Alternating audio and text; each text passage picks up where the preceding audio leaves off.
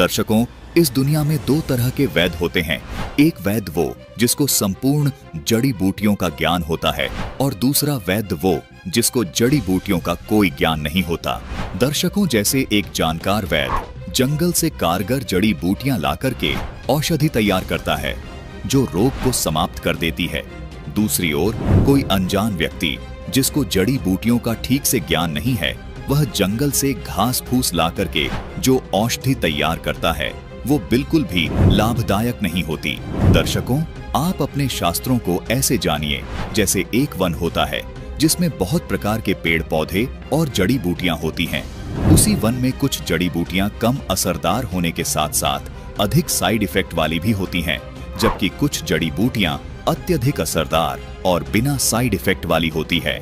दर्शकों, जो उन जड़ी बूटियों का पूर्ण जानकार होता है वह वास्तव में वैद्य कहलाता है और वही उन जड़ी बूटियों से औषधि तैयार कर सकता है जो पूर्ण लाभदायक होती हैं तथा उनका कोई साइड इफेक्ट भी नहीं होता।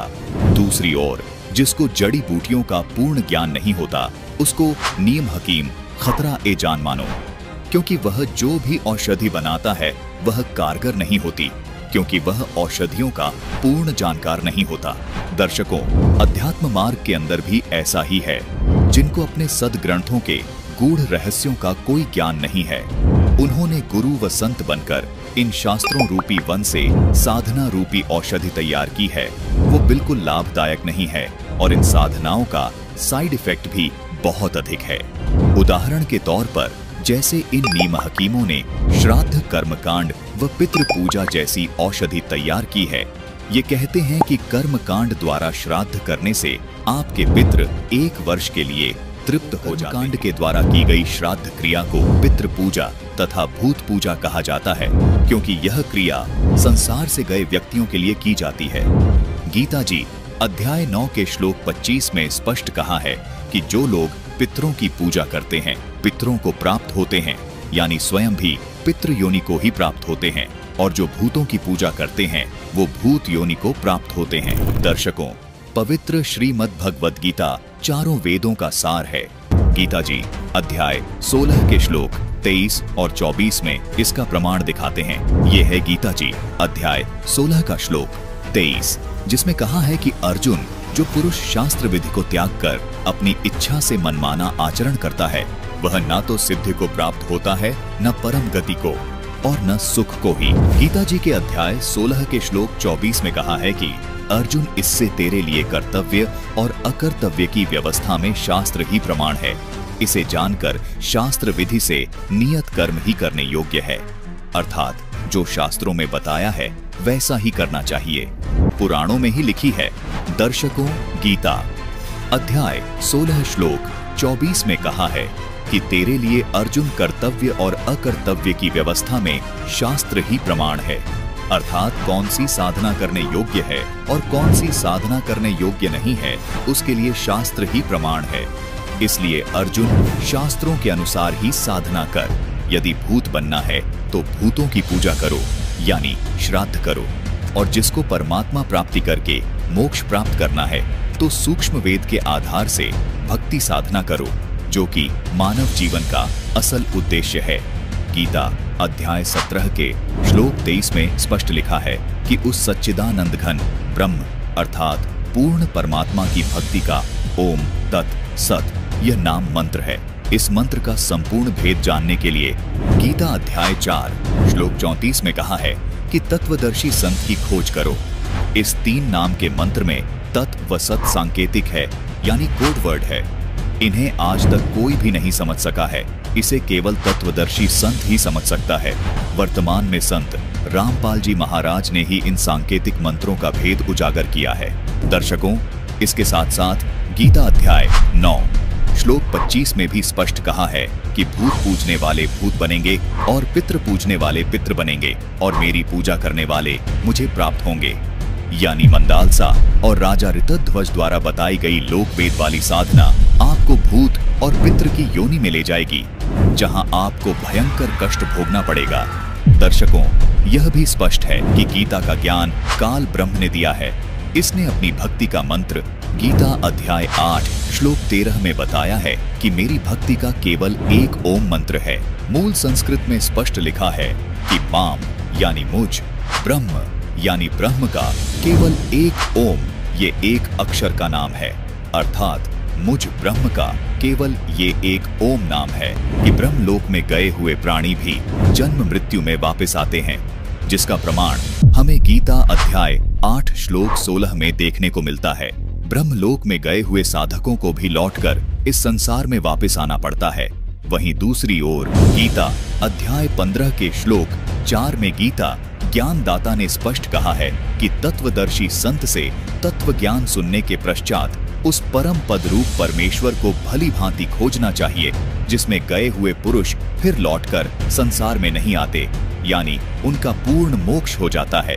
आगे लिखा है, जिस परमेश्वर से इस पुरातन संसार वृक्ष की प्रवृत्ति विस्तार को प्राप्त हुई है, अर्थात जिस परमात्मा ने सारी सृष्टि की रचना की है, गीता ज्ञानदाता कहता है कि मैं भी उसी आदि पुरुष नारायण की शरण में हूँ। इस प्रकार दृढ़ निश्चय करके उस परमेश्वर का मनन और निदिध्यासन करना चाहिए, यानी उनका पूर्ण मोक्ष हो जाता है। दर्शकों, अब यहाँ पर यह सवाल उठता है कि वो कौन सा स्थान है जो ब्रह्मलोक से भी ऊपर है, जहाँ जाने के बाद साधक संसार में लौट कर नहीं आते। इसके विषय में गीता अध्याय 18 श्लोक 62 में बताया गया है।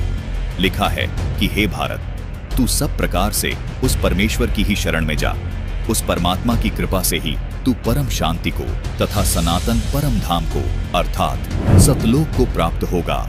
इस स्थान पर जाने के लिए गीता जी अध्याय 15 के श्लोक 4 में बताए गए परमेश्वर को भली भांति खोजना चाहिए, जिसकी कृपा से ही साधक उस शाश्वत स्थान अर्थात सतलोक में चला जाता है, जहां जाने के बाद साधक लौटकर इस संसार में कभी वापस नहीं आते, अर्थात पूर्ण मोक्ष को प्राप्त कर लेते हैं। दर्शकों, ये निष्कर्ष स्वयं तत्वदर्शी संत के द्वारा निकाला गया निष्कर्ष है और वर्तमान में केवल एकमात्र तत्वदर्शी संत जगत गुरु संत रामपाल जी महाराज ही हैं और संत रामपाल जी महाराज ने ही ये निष्कर्ष निकाला है।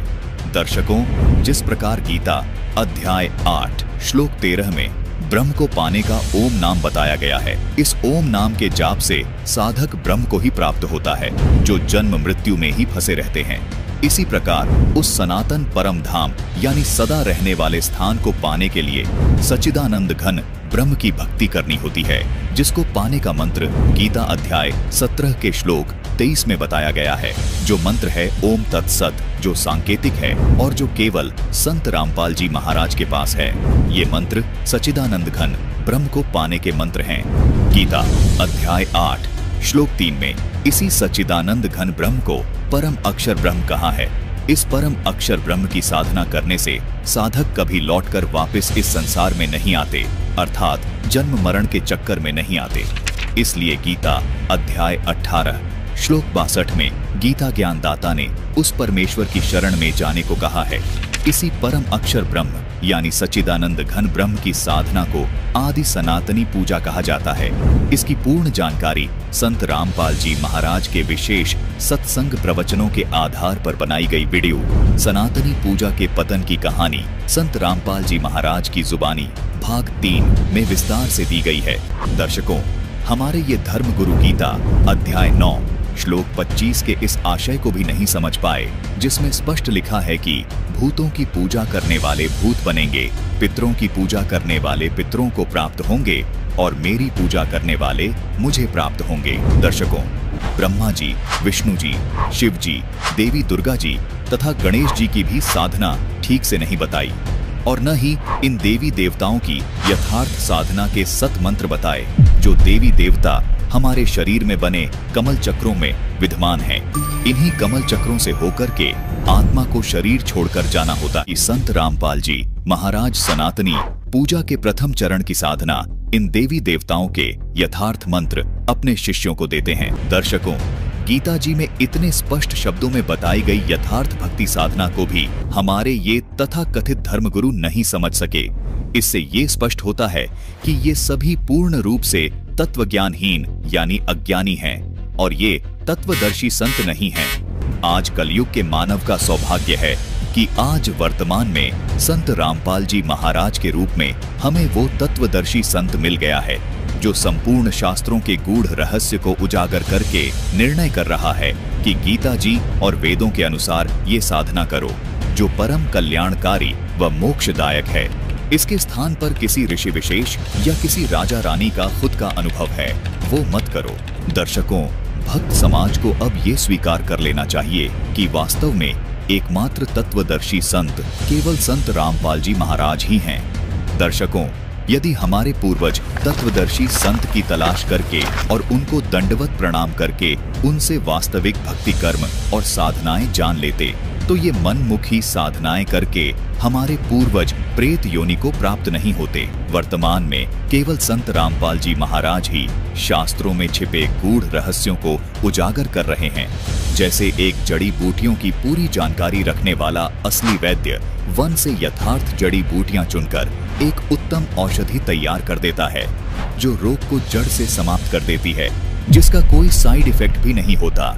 और वहीं दूसरी ओर नीम हकीम झोला छाप डॉक्टर यानी नकली वैद्य जड़ी बूटियों की पूरी जानकारी न होने से उसी वन से यथार्थ जड़ी बूटियां न चुनकर केवल घास फूस इकट्ठा करके औषधि तैयार कर देता है जो लाभ के स्थान पर हानि ही प्रदान करती है। यदि वो नीम हकीम ये कहे कि मैं भी तो उसी वन से प्राप्त की गई जड़ी बूटियों से औषधि तैयार करके लाया हूँ, तो ये जड़ी बूटी हानिकारक कैसे हो सकती है? इसका उत्तर ये है दर्शकों, केवल औषधियों का पूर्ण जानकार ही उस वन से सही जड़ी बूटियां इकट्ठी करके सही औषधि तैयार कर सकता है। आप सभी शिक्षित समाज से निवेदन है कि इस शास्त्र प्रमाणित तत्व ज्ञान को गहराई से सुनें व समझें और अपने परिवार का तथा अपने पूर्वजों का कल्याण कराएं जो प्रेत बने हुए हैं। कबीर परमात्मा जी कहते हैं, एके साधे सब सधे, सब साधे सब जाए, माली सींचे मूल को, फले फूले अघाए। भावार्थ यह है कि केवल एक पूर्ण परमात्मा की भक्ति और साधना करने से ही हमें सभी सुख प्राप्त हो सकते हैं। जानने के लिए देखिए सनातनी पूजा के पतन की कहानी, संत रामपाल जी महाराज की जुबानी, भाग 4, केवल फैक्टफुल डिबेट्स यूट्यूब चैनल और स्पिरिचुअल लीडर संत रामपाल जी फेसबुक पेज पर।